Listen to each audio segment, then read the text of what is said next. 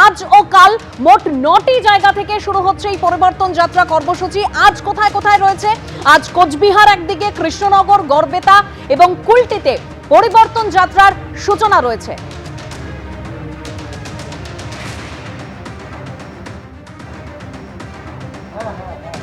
কোচবিহারের ছবি আপনারা দেখতে পাচ্ছেন। পরিবর্তন যাত্রার সূচনায় বিজেপির সর্বভারতীয় সভাপতি নীতিন নবীন তার আসার কথা রয়েছে।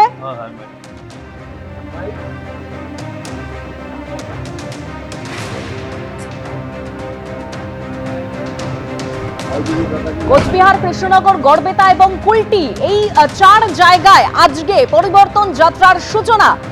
এর অধিকাংশই বাংলাদেশি মুসলিম, অবৈধ অনুপ্রবেশকারী। 1,20,00,000-এর হিসাব কি তারা পেরিয়ে যাবে? সংখ্যা পরে বলা যাবে। আপাতত যেটা হয়েছে, তবে এই যে আনম্যাপড বাঁধ গেছে, এতে 2002-এর পরে আসা আমাদের বাংলাদেশি শরণার্থীও কিছু আছে। আমি এদেরকে দুটো আবেদন আপনাদের মাধ্যমে করব। একটা হচ্ছে যারা সিএ আবেদন করেছেন, দ্রুত তাদের আবেদনের নিষ্পত্তি হবে, ভারত সরকার করবে, এটা আমরা কথা বলেছি। দ্বিতীয়ত হচ্ছে এখনও যারা সিএতে আবেদন করেননি তারা দ্রুত আবেদন করুন। এই যে 58 লক্ষের পরে যে 7 লাখ, এই 7 লাখে কয়েক লক্ষ বাংলাদেশি শরণার্থীরা রয়েছেন, যাদের একটা অংশ সিএর আবেদনের নিষ্পত্তি হলেই সাথে সাথে নাম উঠে যাবে। যেদিন সিটিজেনশিপ সেদিনই ভোটাধিকার। আর যারা এখনও আবেদন করেননি, আমি অনুরোধ করব দ্রুত আবেদন করুন। ভারত সরকার, মোদিজির সরকার তাদের নাগরিকত্ব দেবেন, কারণ তারা হিন্দু এবং শরণার্থী। আর বাকি যে 60 লক্ষ আমাদের বিবেচনায় আছে জুডিশিয়াল অফিসারদের, এর বড় অংশ এরা অবৈধ বাংলাদেশি অনুপ্রবেশকারী। এদের না আছে বাপের ঠিক, না আছে ছেলের ঠিক, না আছে বউর সংখ্যা, অগুন্তি বউ। ভোটমুখী পশ্চিমবঙ্গে আজ থেকে শুরু হচ্ছে বিজেপির পরিবর্তন যাত্রা কর্মসূচি। আজ এবং কাল মিলিয়ে অর্থাৎ মোট 9টি জায়গা থেকে এই পরিবর্তন যাত্রার কর্মসূচি শুরু হবে।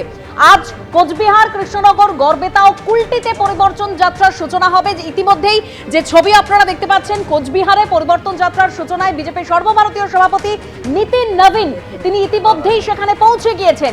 গড়বেতায় কেন্দ্রীয় শিক্ষামন্ত্রী ধর্মেন্দ্র প্রধান পৌঁছে গিয়েছেন, শুভেন্দু অধিকারীও সেখানে পৌঁছে গিয়েছেন। কুলটিতে পরিবর্তন যাত্রার সূচনায় স্মৃতি ইরানি, দিলীপ ঘোষরা থাকবেন বলে খবর। অন্যদিকে কৃষ্ণনগরে পরিবর্তন যাত্রার সূচনায় থাকবেন জেপি নাড্ডা।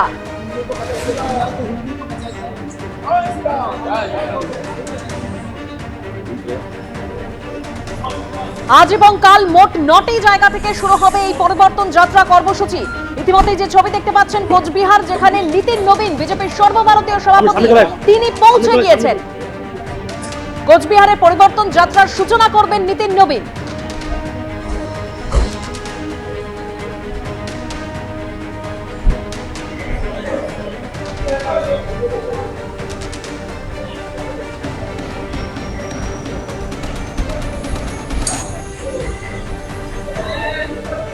আজ এবং কাল মিলিয়ে মোট 9টি জায়গা থেকে এই পরিবর্তন যাত্রা কর্মসূচির সূচনা হবে। আজ 4টি জায়গা, যার মধ্যে কুলটিও রয়েছে, যেখানে পরিবর্তন যাত্রার সূচনায় স্মৃতি ইরানি, দিলীপ ঘোষরা উপস্থিত থাকার কথা রয়েছে। এখন কি ছবি কুলটির, সরাসরি মনোজ বন্দ্যোপাধ্যায়। একদমই তোমাকে দেখাবো সরাসরি এই কুলটি বিধানসভার চীনাকুড়ি ময়দান। এখান থেকে পরিবর্তন যাত্রা দেখতে পাচ্ছ যে স্টেজে ইতিমধ্যেই এই জেলার যারা কর্মকর্তা তারা আসতে শুরু করেছেন। যেমনটা বলছিলাম এর আগে, কেন্দ্রীয় নারী এবং সুরক্ষা মন্ত্রী অন্নপূর্ণা দেবী তার আসার কথা আছে, স্মৃতি ইরানি তার আসার কথা আছে, এবং দিলীপ ঘোষ রাজ্যের তরফ থেকে তার আসার কথা আছে এই পরিবর্তন যাত্রা। ইতিমধ্যে প্রচুর কর্মী তারা আসতে শুরু করেছেন। আমরা দেখতে পাচ্ছি যে মঞ্চের বাইরে যে কর্মীদের বসার জায়গা, যেখানে উল্টো দিকে, সেখানে প্রচুর কর্মীরা ইতিমধ্যেই এসছেন, এবং বাইরে রাস্তায় রথ রয়েছে, একটা গাড়িকে রথের আদলে সাজিয়ে করা হয়েছে, এবং সেই রথ এখান থেকে সূচনা হবে আজকে এই পশ্চিম বর্ধমানের কুলটি বিধানসভায়। আমি একবার এখানে কর্মী একজন রয়েছেন, কখন শুরু হবে? আমাদের 3টে সময় আছে সঠিকভাবে। এটা আমাদের আজকে আমাদের অন্নপূর্ণা দেবী আসছেন, স্মৃতি ইরানি উনিও আসছেন, আর আমাদের দিলীপ ঘোষজি আসছেন। এখানে তিনজনেই আসছেন। এখন পর্যন্ত আমাদের কাছে এই সূচনা আছে, আর আসার পর আপনারা দেখতে পাবেন। যেমনটা বলছিলেন যে তিনজনেরই আসার সম্ভাবনা আছে এবং কিছুক্ষণ পরেই এই পরিবর্তন যাত্রা সূচনা হবে কুলটি বিধানসভার, এটা এই দক্ষিণবঙ্গের এই পশ্চিম বর্ধমান জেলার বিধানসভাগুলো ঘুরে 10 তারিখে কলকাতায় পৌঁছবে এই সংকল্প যাত্রার রথ, এমনটাই বিজেপির পশ্চিম বর্ধমান জেলা সূত্রে দাবি করা হচ্ছে এবং সেই সূচনাই আজকে কেন্দ্রীয় নেতৃত্বের মাধ্যমে এখানে আজকে হতে চলেছে। ধন্যবাদ মনোজ।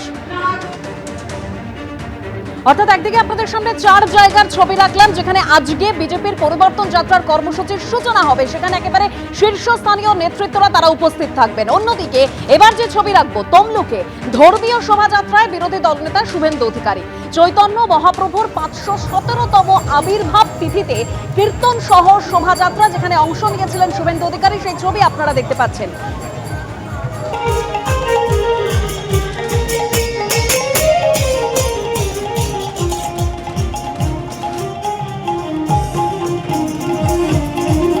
আমরা সবাই সনাতনীরা এই জেলার 17 সাল থেকে উদযাপন করি। এর মধ্য দিয়ে মহাপ্রভুকে স্মরণ করা, সনাতন সংস্কৃতিকে জাগ্রত করা, সর্বোপরি মহাপ্রভু যে উদ্দেশ্য নিয়ে তার যে প্রেম ভালোবাসার মধ্য দিয়ে তিনি গোটা পৃথিবীকে জয় করেছিলেন সেটারই জাগরণ ঘটানোর জন্য সনাতনী হিন্দুদের ঐক্যবদ্ধ রূপ হচ্ছে আজকের এই উৎসব। সাধারণ জনতার ভিড়ে একটু আলাদা ভাবনা চিন্তা, একটু আলাদা ধ্যান ধারণা কাদের বলুন তো? জেনজিদের। হ্যাঁ, সেই ঝকঝকে তরুণ তরুণীদের কথা বলছি, যারা সমাজটাকে দেখেন একটু অন্য চোখে, ভাবেন একটু অন্যভাবে। তাই আজকে জেনে নেব আসন্ন নির্বাচন নিয়ে তারা কি ভাবছেন। চলুন শুনে নিই আনফিল্টার্ড জেনজি বলছে কি। নতুন প্রজন্মের একজন মানুষ হিসেবে তুমি কি বেছে নিতে চাও, সরকারি চাকরি নাকি ব্যবসা? বেছে তো নিতে চাই সরকারি চাকরি, কিন্তু সেই ব্যবস্থা তো আমাদের পশ্চিমবঙ্গে আর নেই। সরকারি চাকরি প্রার্থীরা সব কান্নাকাটি করছে, বা যাদের ছিল তাদেরও চলে যাচ্ছে। এই রাজ্যে চাকরি বাকরি তো এই অতীত হয়ে গেছে। দারুণ কাজবাজের অবস্থা, নানান রকম কাজবাজ, নানান রকম সুযোগ সুবিধা সবই তো রয়েছে, কাজবাজও রয়েছে, আমরাও তো করছি।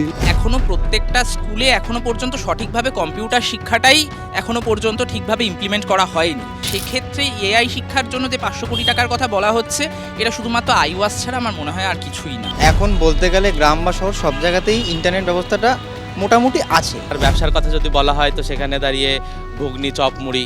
আমি শান্তশিষ্টভাবেই আমি ব্যবসা করতে পারছি। চাঁদা আর তোলা এগুলো ছাড়া তো ব্যবসা করাও সম্ভব হচ্ছে না। ব্যবসা করতে গিয়ে আমার কোনো রকম গুন্ডা বা কোনো রকম থ্রেটের কোনো রকম আমার সম্মুখীন হতে হয়নি। কন্ট্রাকচুয়াল চাকরি হচ্ছে, চাকরি বাকরি বলতে গেলে ওই 10,000 9,000, আর সরকারি চাকরি তো নেই। না, রাজ্যে চাকরি আছে। সাফাই গেয়ে নয়, সাফ কথাতেই জিততে হবে জেনজির মন, এমনটাই স্পষ্ট বার্তা দিচ্ছে তারা। এরপর অন্য কোনো বিধানসভা কেন্দ্রে গিয়ে আমরা শুনবো জেনজি বলছে কি। এবিপি আনন্দ, এগিয়ে থাকে, এগিয়ে রাখে।